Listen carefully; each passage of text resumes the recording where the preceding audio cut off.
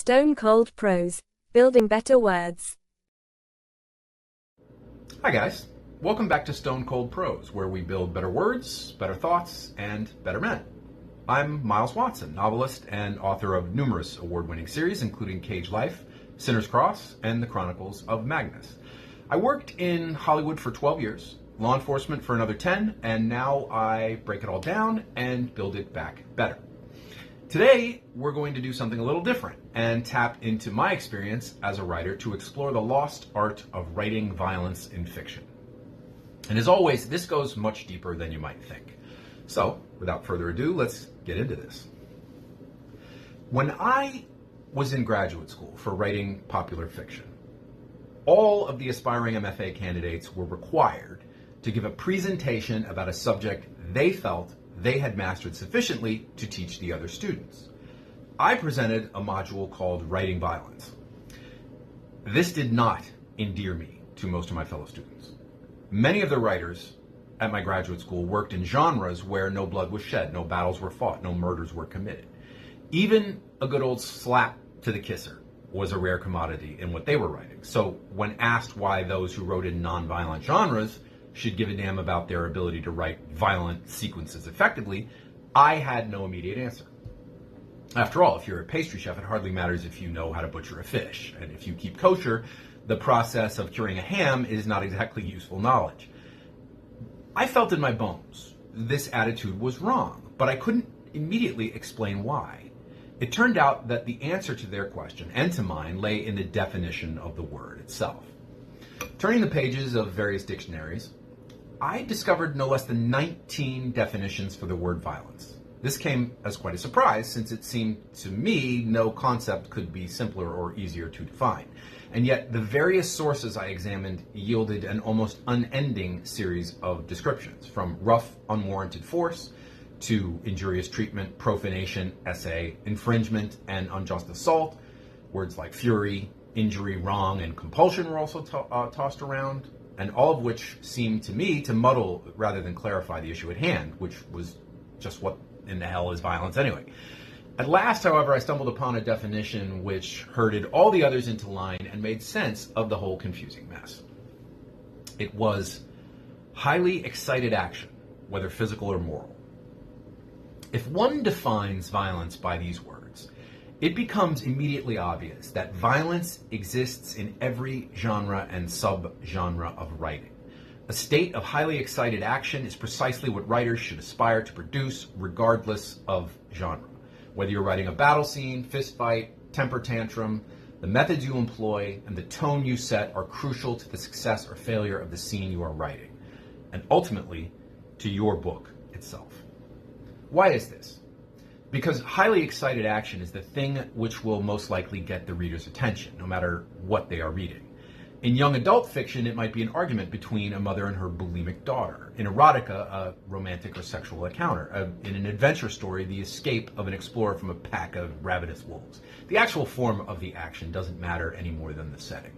The point is that without this action, this violence, the reader is not properly engaged. In other words, they're bored. We all like good description and clever dialogue. We all enjoy well-written internal monologues and scenes in which a point of view is very cleverly or imaginatively handled. But if we're truly honest with ourselves, we have to say that in many novels, especially novels that are basically nonviolent, the action sequences are what we're most likely to remember. Now, it's said that all tigers are cats, but not all cats are tigers.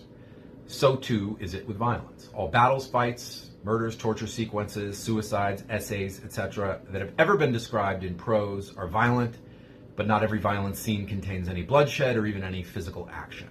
As our definition states, the action can be moral as well as physical. It may occur in a memory, a flashback, a dream, a hallucination, an argument. It could happen in a voting booth. It could happen in a car, an ordinary conversation, or even within a glance between two characters.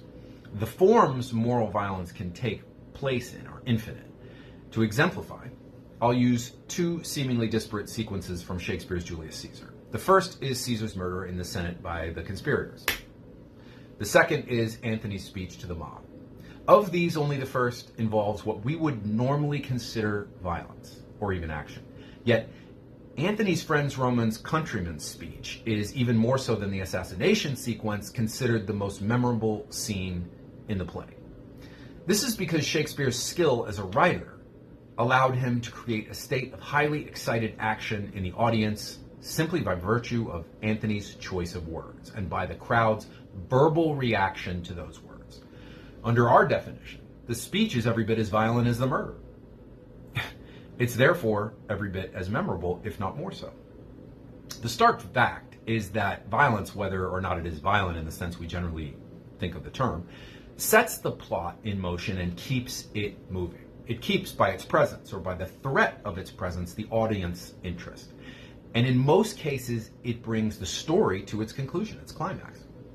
So in the end, it's quite simple. Achieving a state of highly excited action, whether moral, physical, or whatever, is the key element in storytelling. It doesn't matter what genre you write in, violence is your friend. Having covered the what of violence, I now want to address the how, as in, how the hell do I write violence effectively? To start, let's look at common types of violence as they're found in fiction. The first 6 we'll call conventional. They are the fist fight, the gunfight, the knife fight, torture, physical abuse, two sides of the same coin, damage or destruction of physical objects, and pursuit, i.e. chasing or hunting. You'll notice all of these types of violence conform to the word violence as we generally understand it. The violence means hurting something or breaking something, or at least attempting to do this.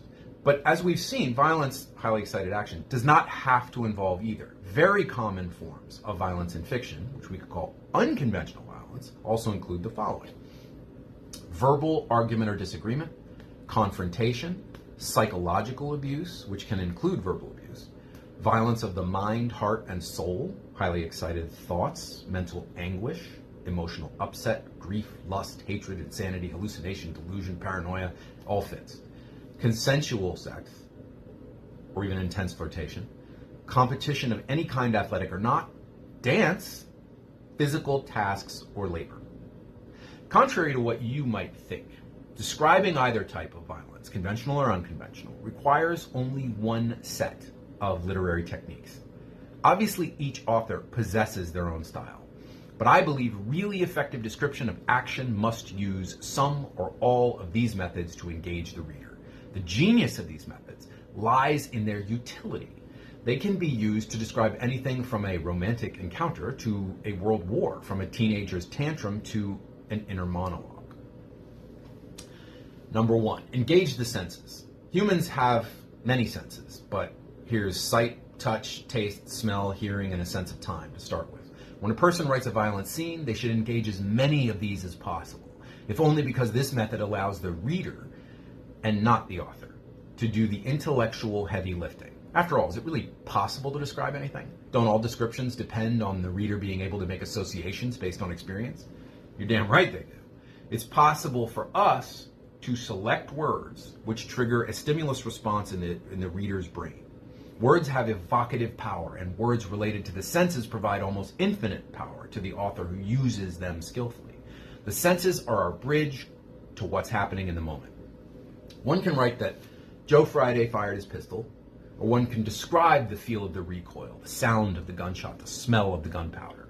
In both cases, the event has been described, but their quality relative to each other can be measured by the extent to which each of them has implanted visual imagery in the reader's mind.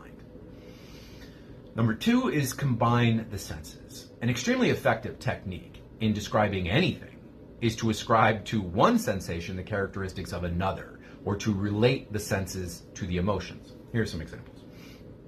A. Disappointment clung to him like yesterday's cigar smoke. Emotion is likened to a smell. B. The greasy mist clung stubbornly to the river. The sight of the mist is given a physical property. C. A dirty yellow smell filled the room. Odor is described as having a color. D. A great red agony tore through him. Color is again employed, this time to describe a sensation, i.e. pain. E. The medicinal taste of boredom. Taste is used to describe the dullness of the passage of time, the medicinal taste. Number 3, coloring. It's been said that amateur writers don't use color, professional writers use lots of color, and great writers use color like a hand of cards. They know when to hold it and when to fold it. Strategic use of color can enhance a violent paragraph by making it more vivid within the reader's mind. The pallor of skin, the redness of blood, the contrast of hair color with flesh color or with clothing. Whether writing a romantic scene, a murder, or a morning jog, color always engages the mind. On the other side of the coin, the absence of color, skillfully employed, can also create or enhance the mood of an action sequence. Number 4 is run, sentence, run. One of the most effective ways to convey action of any kind is with the use of the run-on sentence. It's arguable that this method was coined by Hemingway, but its origins aren't important.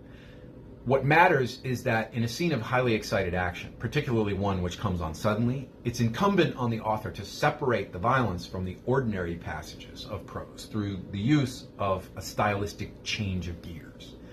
Run-on sentences do this quite effectively because they accelerate the pace of the reading, creating a kind of blurry, breathless prose which conveys speed, speed itself being an integral part of most violent acts. Number 5 is stop, sentence, stop. Another very effective technique for action, precisely the opposite of the above, is the use of extremely short, punchy sentences stripped of every extraneous word. He crawled.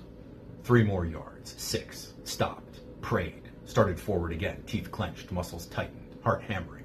You can do this, boy, he thought. You can do this. That's an example of stop, sentence, stop.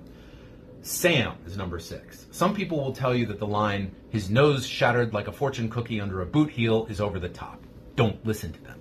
Similes, analogies and metaphors, Sam, are an excellent way of achieving our central object, which is to tie the readers to the familiar and thus access the mental images lying dormant in their brains, so that the action passages in question will stand out more vividly and be more compelling to read.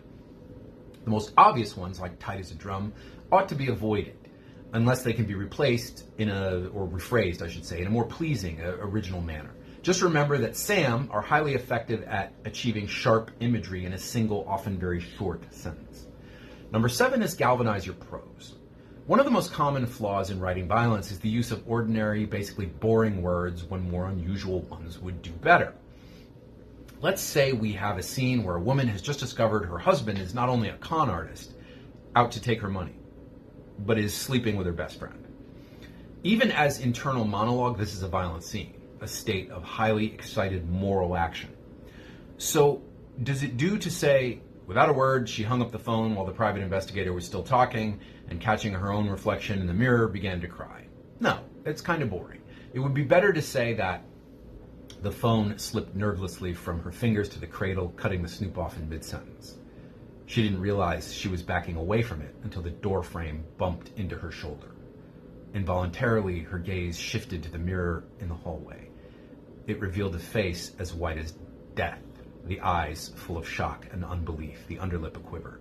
And it was this sight, even more than what she had just heard, which brought the first tears. That's better.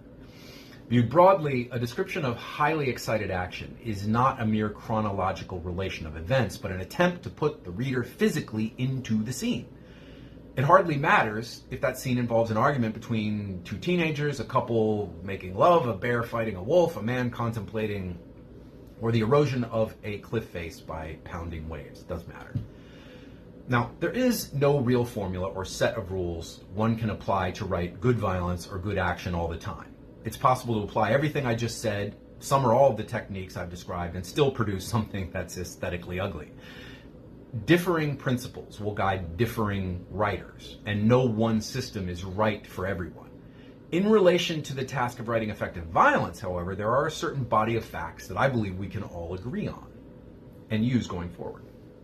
They are, number 1, violence in one form or another is a key element in all fiction. 2, when it's handled badly by the writer, the story suffers. 3, it is handled badly when it fails in its object, which is to raise the reader's level of interest in the story and otherwise facilitate the story.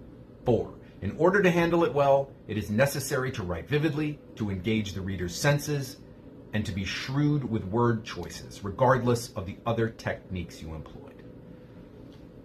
A final check against writing stale, lifeless, and unimaginative action sequences is to take what I call the airplane test. Someone's about to take an 8-hour flight. They don't have any devices, not even a phone. So they run into the airport bookstore, but they only have enough money to buy one book to entertain them on a journey. If someone picked your book from the shelf, opened it at random, and came upon a violent scene, would what they read persuade them to buy your book? If you're confident of a yes answer, more power to you. But if you start to sweat at the thought, it may be time to apply these lessons. Folks, if you enjoyed today's video, please remember to like, subscribe, comment, hit the notification bell, and remember to check out my books on Amazon. Link is in the description, full of violence. See you next time, and until then, stay cold.